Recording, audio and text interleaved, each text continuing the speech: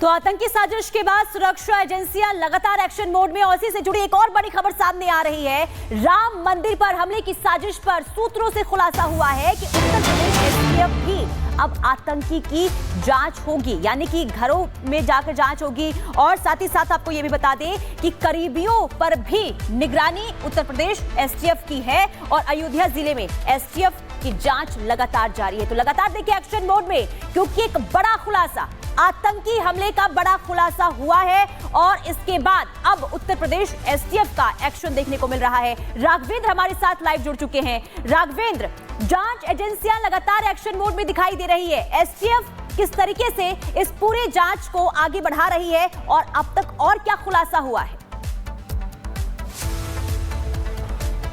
बिल्कुल, देखिए, जैसा कि चूंकि मामला इतना संगीन है कि तमाम एजेंसियां इसमें इन्वॉल्व होंगी, चाहे वो दिल्ली पुलिस हो, हरियाणा पुलिस हो, उत्तर प्रदेश पुलिस हो, यह भी रहेंगी। साथ में जो सेंट्रल एजेंसियां हैं वह भी देखेंगी। चूंकि मामला आतंक से जुड़ा हुआ है, आगे एक प्लानिंग से जुड़ा हुआ है, जरूर उस पर जांच होगी, सारी बात है। लेकिन मैं इस वक्त उस घर पर खड़ा हूँ जो अब्दुल का ही घर है। आप देखिए कि यहाँ पर एक बैनर भी लिखा है अब्दुल, ये चिकन शॉप, ये उसका घर है। आप देख सकते हैं कि छोटा सा ऊपर घर बना है, नीचे भी है।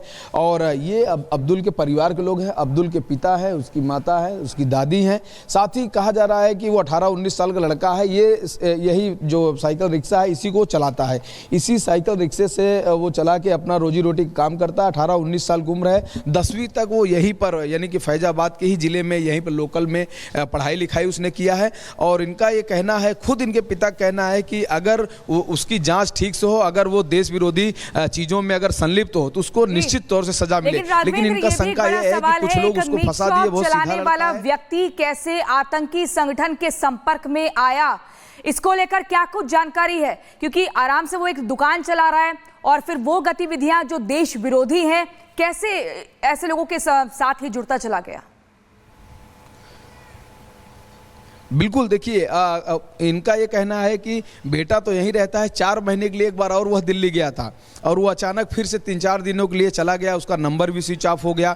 यह लोग भी बहुत परेशान थे और इनको शंका है कि कहीं न कहीं जिनके पास वो गया है वो लड़के जरूर उसको, बेटे को बरगला कर उसको कहीं न कहीं फंसा सकते हैं। मैं इनसे बातचीत भी करना चाहूँगा। क्या नाम है सर आप? जी, मेरा नाम है अबू बकर। अच्छा, आप अब्दुल के पिता हैं? जी जी जी। क्या कहेंगे अब्दुल के बारे में कुछ?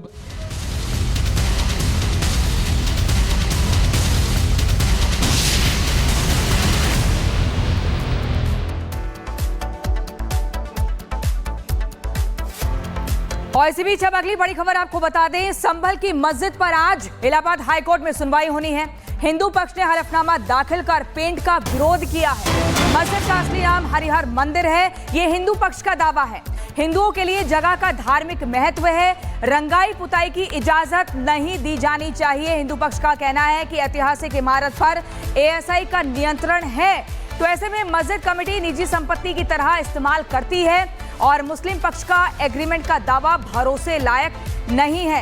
ये एक बड़ी बात कही जा रही है। अब इलाहाबाद हाईकोर्ट आज इस पर क्या कुछ अपना तर्क देता है, क्या फैसला सुनाता है, इसका इंतजार करना होगा। हालांकि जो पिछली सुनवाई थी उसमें सीधे तौर पर कहा था रंगाई पुताई की इजाजत नहीं है, साफ सफाई करिए, लेकिन मुस्लिम पक्ष ने रमजान के पाक महीने का हवाला दिया था। और जतिन हमारे सहयोगी लाइव हमारे साथ संभल से जुड़ चुके हैं। जतिन, आज इलाहाबाद हाईकोर्ट क्या कुछ फैसले में आगे सुनाता है, क्योंकि हिंदू पक्ष पहले से हलफनामा दाखिल कर चुका है, इस पर नजर रहने वाली है। कितने बजे केस लिस्टेड है?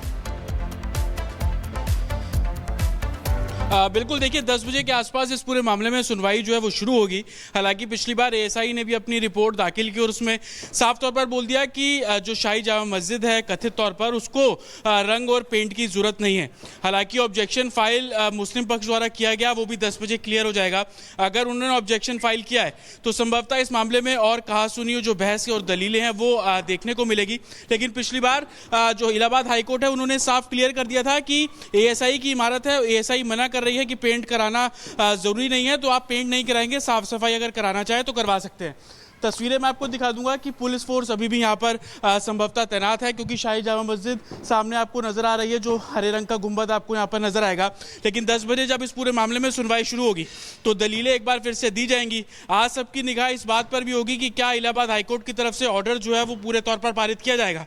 दूसरी तरफ ये भी देखना होगा कि जो ऑब्जेक्शन फाइल अगर किया गया है उसको लेकर मुस्लिम पक्ष द्वारा क्या कुछ बातें की गई हैं, क्योंकि पिछली बार दलीलों में मुस्लिम पक्ष ने एएसआई की जो एक तरीके से रिपोर्ट फाइल की गई थी, तमाम फोटोज वीडियोस उसके अंदर अटैच किए गए थे, उसका विरोध किया था। और कहीं ना कहीं इस पूरे मामले में आज 10 बजे जब सुनवाई शुरू होगी तो दोनों पक्ष अपने बिल्कुल जतिन, सुनवाई शुरू होगी 10 बजे और क्या कुछ होगा इस पर भी हमारी नजर रहेगी। अपडेट आगे भी अपने दर्शकों को देंगे। लेकिन जब बात देखिए संभल की करते हैं तो संभल लगातार सुर्खियों में बना हुआ है।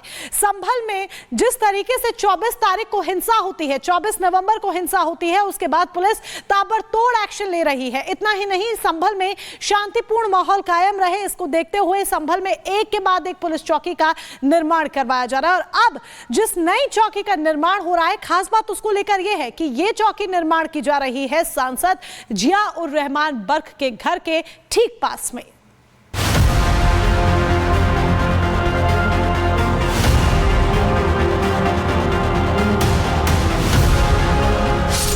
यह अपराधियों पर नकेल की नींव है।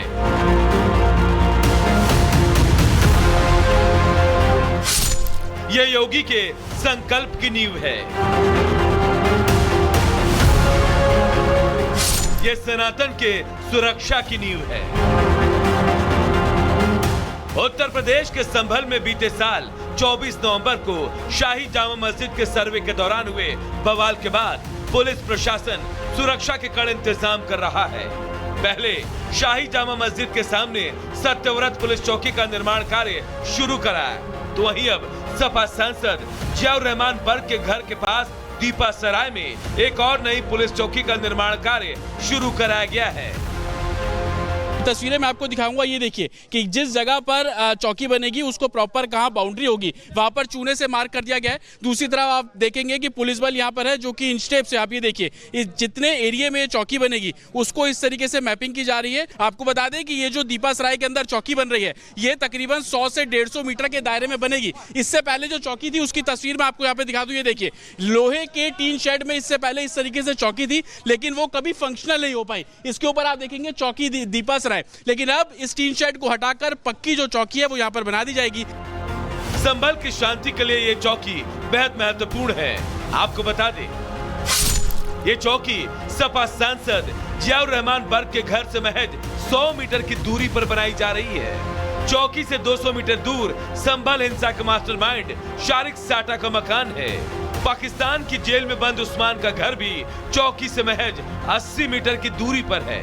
दीपा सराय के कुछ लोग आतंकी संगठन AQIS से जुड़े बताए जा रहे हैं। AQIS का चीफ असीम उमर भी दीपा सराय से ही है। दीपा सराय में ही सांसद बर्क सहित सैकड़ों लोगों पर बिजली चोरी का आरोप लगा था। पुलिस की माने तो दीपा सराय इलाका अपराधियों के दृष्टिकोण से काफी संवेदनशील है, इसलिए यहाँ पर अपराधियों की निगरानी रखने और अपराध की रोकथाम के लिए पुलिस चौकी का निर्माण कार्य शुरू कराया गया है। ये पुलिस चौकी भी सत्यव्रत पुलिस चौकी की तरह आधुनिक और 3 मंजिला होगी। संभल में मोहल्ला दीपा सराय में इस चौकी का निर्माण कार्य कराया जा रहा है। ये पैमाइश के पश्चात इसकी नींव खोदी जा रही है। यह चौकी इसलिए भी महत्वपूर्ण रही है कि अतिवादी संगठन के लोग भी यहाँ रहे हैं और साथ ही बहुत सारे अपराधी यहाँ निवास करते हैं। उन पे एक सतत निगरानी रखी जा सके और निगरानी के अनुसार उन पे रोकथाम लगाई जा सके। इस चौकी का निर्माण कराया जा रहा है। चौकी